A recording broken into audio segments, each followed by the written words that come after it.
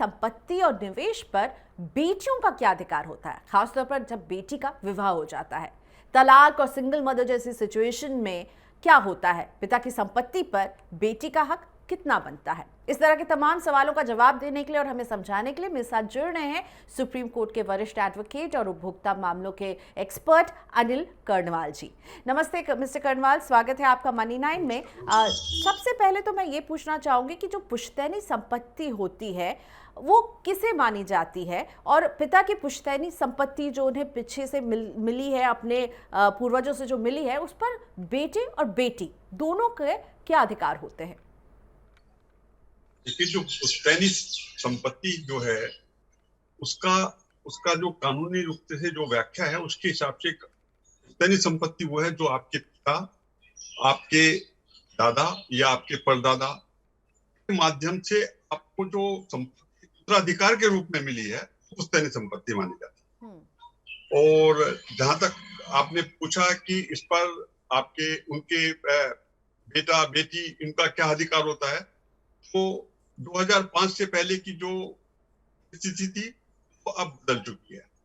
अब पुश्तैनी संपत्ति में बेटी का भी वही हक है जो बेटों का है।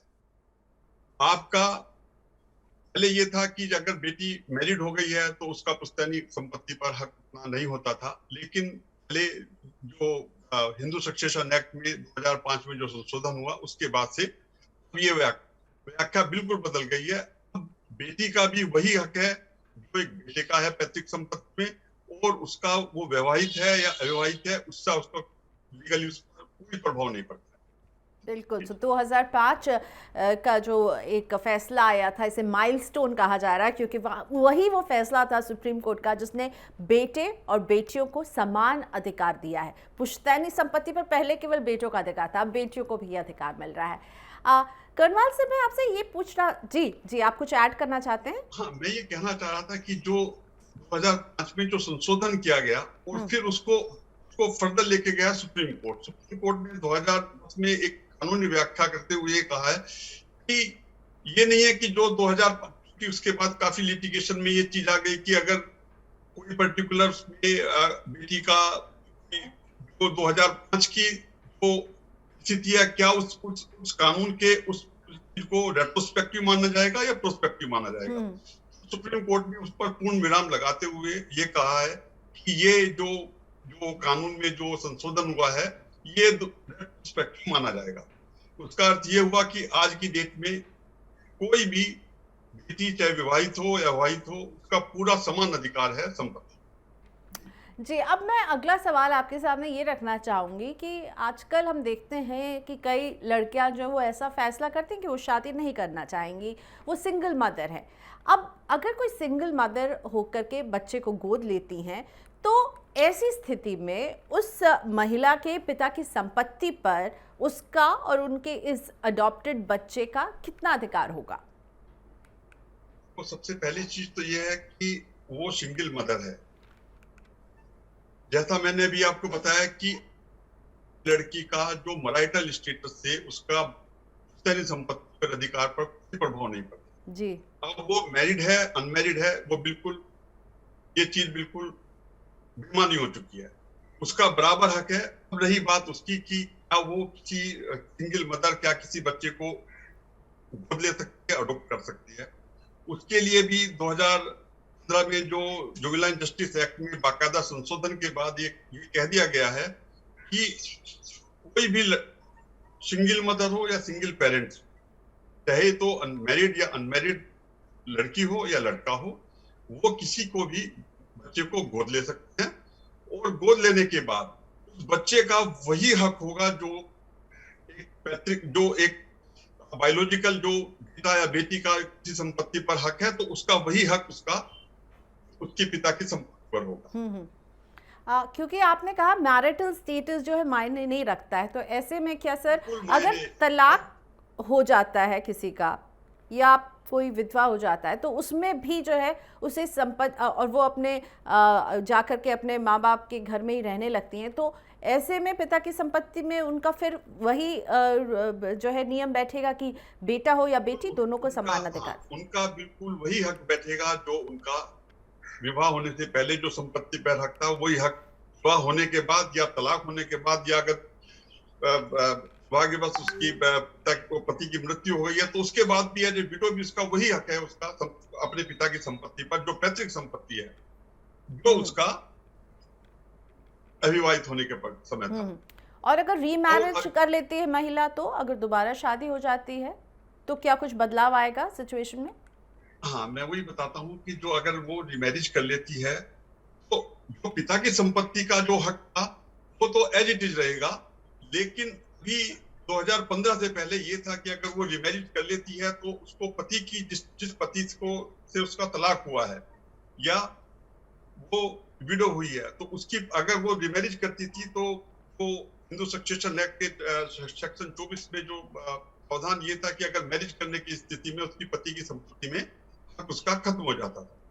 तो 2015 में यह संशोधन भी आ गया है कि अब वो रीमैरिज कर लेती है उसका पहले वाले पति के संपत्ति में भी उसका बराबर हक है। ठीक है, और पिता की भी संपत्ति में उसको वो हक मिलेगा जो उसे आपने पहले समझाया जिस तरह से। देखो ये मैं इसको तीन चीजों में बता सकता हूँ कि अगर कोई मैरिड डॉटर है वो फर्दर किसी के साथ डिवोर्स या किसी और कारण से मैरिज करती है और वो मैरिज वैलिड है तो उसका हक पिता की पैतृक संपत्ति में भी है, उसका पहले पति की जो संपत्ति है उसमें भी उसका हक है और जो उसका जो वर्तमान पति है उसकी संपत्ति में भी उसका बराबर है। अब मुझे ये समझना, ये बहुत कॉम्प्लिकेटेड सिचुएशन हो जाता है क्योंकि हमारे देश में कहीं ना कहीं वसीयत को लेकर के रवैया जो है वो ढीला रहता है। तो अगर पिता की मृत्यु बिना वसीयत के हो जाती है तो ऐसे में फिर जो है संपत्ति का बंटवारा किस तरह से होगा बेटे और बेटियों के बीच में? बेटे देखो, अगर कोई भी शख्स बगैर वसीयत के अगर उसकी मृत्यु होती है तो उसकी संपत्ति का बंटवारा उसके जो फर्स्ट क्लास लीगल हेयर होते हैं उनमें बराबर रूप से होगा।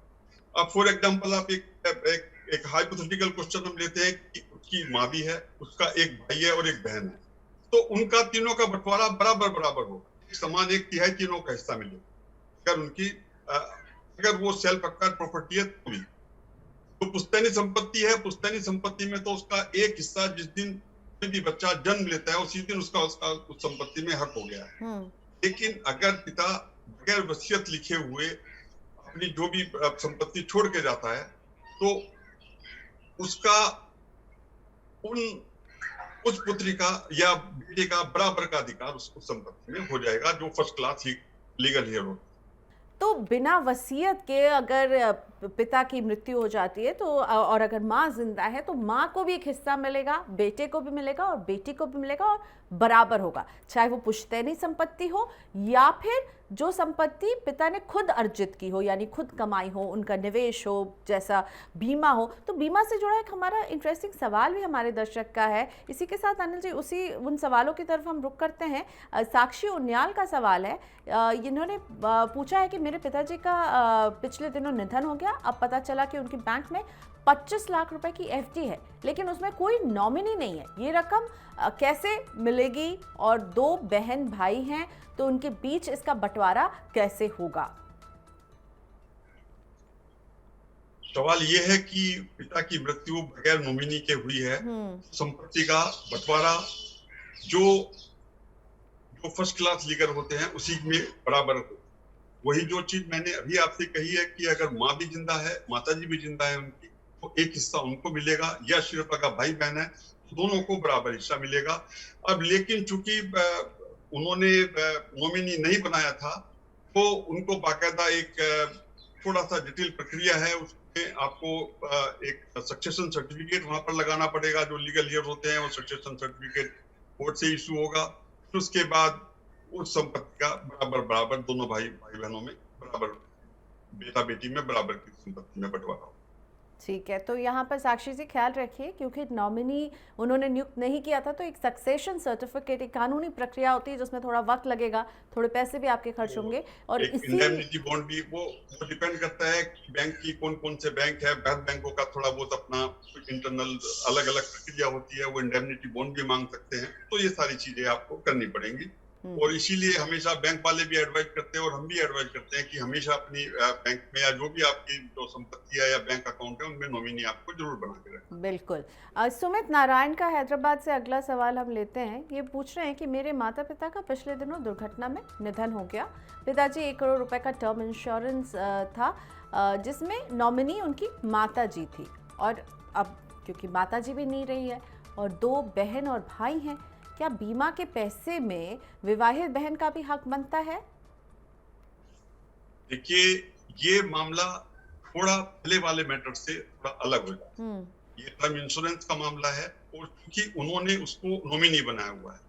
नॉमिनी में भी अब टर्म इंश्योरेंस के मामले में 2 तरह के नॉमिनी होते हैं। अगर आपने उनको सिर्फ एक नॉर्मल नॉमिनी बनाया है, वो फिर सिर्फ वो है उस संपत्ति का जिसको भी नॉमिनी बनाया। लेकिन जनरली आजकल जो टर्म इंश्योरेंस के मामले में जो वो नॉमिनी बनाते हैं वो बेनिफिशियरी नॉमिनी बनाते हैं। तो उसके मामले में अभी जो 2015 में जो अभी एक अमेंडमेंट आया है, जो इंश्योरेंस एक्ट में जो अमेंडमेंट किया है, उसके हिसाब से जो बेनिफिशियरी नॉमिनी है उसका उस संपत्ति पर पूरा हक अधिकार है।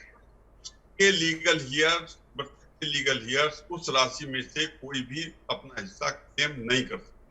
अच्छा। बैंक या बीमा कंपनी जो भी है उसको उस नॉमिनी को, अगर माताजी नॉमिनी है तो वो पूरा की रकम माताजी को देनी पड़ेगी। अब उनको अगर वो कानूनी अगर बेटा बेटी उनके खिलाफ कुछ करना चाहते हैं या मैरिड ड्यूटी करनी चाहती है तो वो कर सकते हैं। लेकिन जो कानून कहता है वो ये कहता है, अभी दिल्ली हाईकोर्ट का भी 2020 में यही जजमेंट आया है कि जो अगर टर्म इंश्योरेंस के मामले में जो नॉमिनी है, वो जो बेनिफिशियरी नॉमिनी है, सिर्फ वही पूरी रकम की देने का हकदार है। इंश्योरेंस कंपनी को पूरी रकम उसी को देनी पड़ेगी। जो लीगल हियर हैं उनसे उनका कोई संबंध नहीं। लेकिन इस मामले में इनकी माताजी का भी निधन हो गया, मतलब पिता ने माता को नॉमिनी बनाया और माता जो थी वो बेनिफिशियल नॉमिनी थी, उनका भी निधन हो गया दुर्घटना में। तो अब इस पैसे पर किसका अधिकार होगा? अब उस पर जो उनकी माता के जो लीगल हियर्स हैं, ठीक है, उन सब का अधिकार हो गया। यानी कि अगर वो बेटा बेटी हैं या अकेली बेटी है तो फिर उनका पूरा अधिकार उस पर समान रूप से हो गया। और अगर बेटी विवाहित है तब भी बेटी को उस पैसे में हिस्सा मिलेगा? वो चूंकि वो लीगल हियर हो चुकी है उस संपत्ति, उसका बराबर का हिस्सा बन गया। ठीक है, तो स्थिति में साफ है कि बेटा और बेटी दोनों को उस बीमे का पैसा जो है उन दोनों के बीच में बराबर बटेगा।